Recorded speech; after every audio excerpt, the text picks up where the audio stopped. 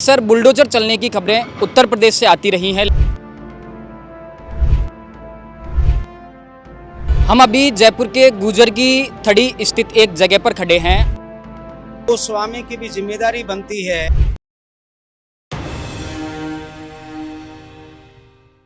हम अभी जयपुर के गुजर की थड़ी स्थित एक जगह पर खड़े हैं और जिस जगह पर हम खड़े हैं वहां आज जयपुर विकास प्राधिकरण, जिसे जेडीए कहते हैं, उसका बुलडोजर चला है।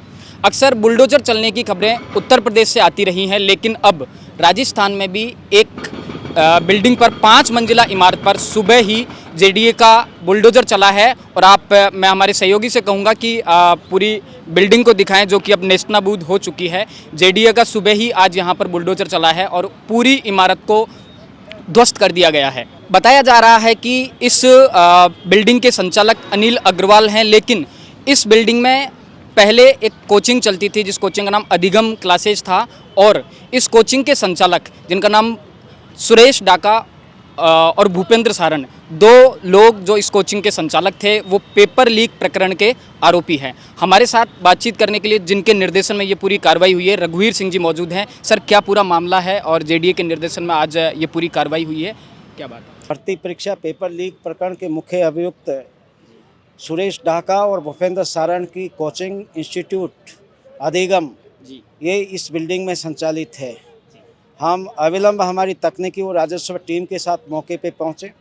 मौके की स्थितियों के अनुसार, रिकॉर्ड के अनुसार हमने जितना भी अवैध निर्माण, रोड सीमा के अवैध अतिक्रमण, कब्जे को चिन्हित करते हुए हमने 32 जीडी एक्ट और 72 जीडी एक्ट के अंतर्गत इस बिल्डिंग के ओनर श्री अनिल अग्रवाल और संचालकों को, कोचिंग इंस्टीट्यूट जो संचालक अधिगम के थे, भूपेंद्र सारण, सुरेश ढाका, धर्मेंद्र चौधरी, छाजूराम जाट के नाम से हमने नोटिस जारी करके, और कल 8 जनवरी के सायं 5 बजे तक का हमने समय इनको दिया था कि आप अपना अवैध निर्माण हटाएं, अपना पक्ष रखें।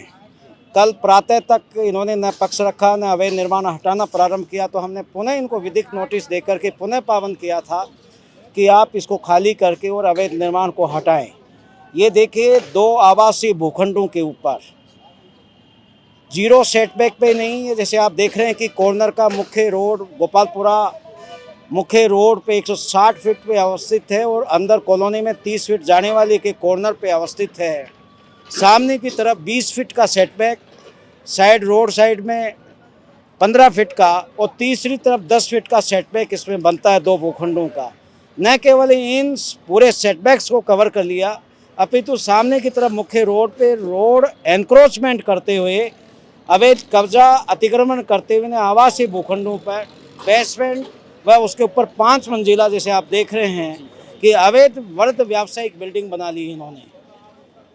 सर, मैं ये जानना चाह रहा हूँ आपसे कि ये जो कार्रवाई हुई है, पेपर लीक प्रकरण में हुई है या फिर अवैध निर्माण के कारण? देखिए, चूँकि राज्य सरकार का पेपर लीक के प्रकरण जीरो टॉलरेंस की नीति के तहत हैं, तात्कालिक कारण इसका पेपर लीक है और मुख्य कारण इसका है गंभीर प्रकृति का वृहद अव्यावसायिक अवैध निर्माण आवासीय पे, रोड सीमा पे।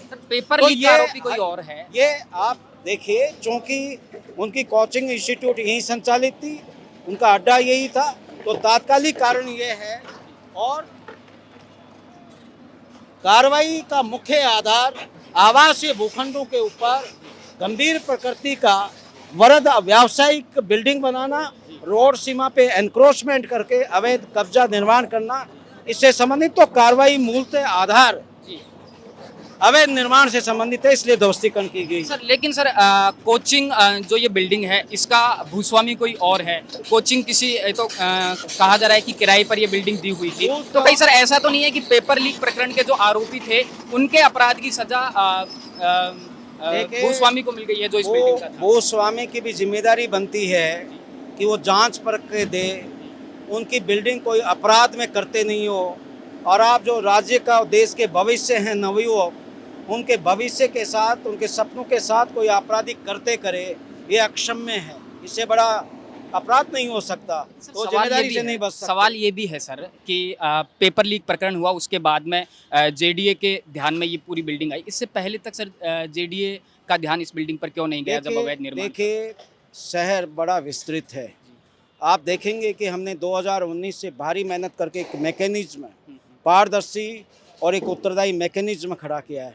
इस प्रकार के गंभीर प्रकृति के अवैध निर्माण अब 99.9% रोकथाम हुई है।